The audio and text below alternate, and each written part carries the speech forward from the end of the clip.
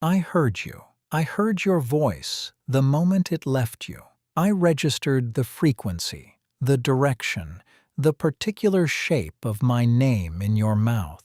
I know what the call means. I know exactly what it means. I have heard it hundreds of times. I know what follows when I arrive. The hand on my head, your attention, the warmth of being received. I know all of this. The calculation just took a moment. Here is what was happening when you called. There was a smell. It had arrived from the east, low to the ground, moving against the grass. I had been tracking it for 40 seconds. It was at a critical point in its arc. You called. I registered both things simultaneously, your voice and the smell, your name for me and the information I was midway through processing. You interpreted this as not coming. What was actually happening was considerably more complex than that. You know this feeling. You've been mid-sentence yourself. You know what it costs to stop. There is a concept the researchers call competing reinforcement. Two things offering me value at the same moment. Your call, familiar, warm, known.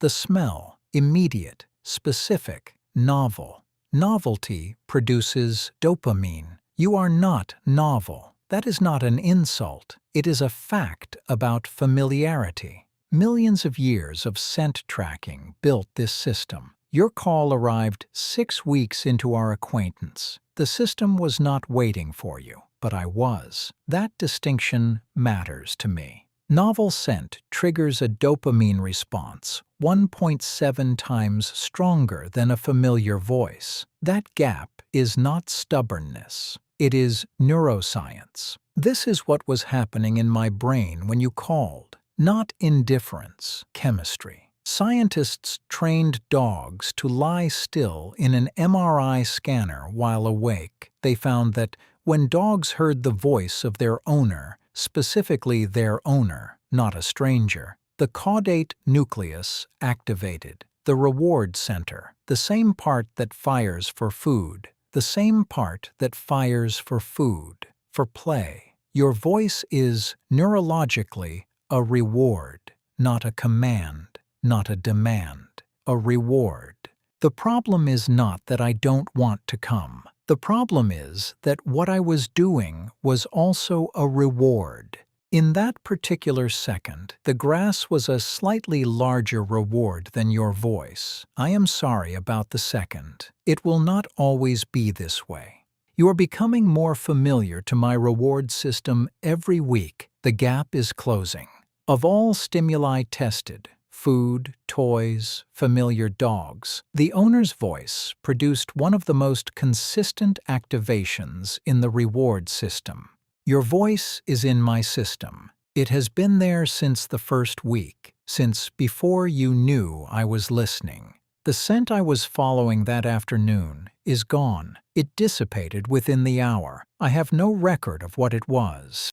Whatever story it was telling me, I will never know the ending.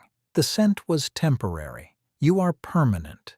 I want to tell you something clearly. I am not running away from you. I have never once, in my entire life with you, been running away from you. I am running towards something else. The direction is different. The feeling is entirely different. When I come back, and I always come back, I am not returning because I finished the other thing. I am returning because you called. Those are not the same.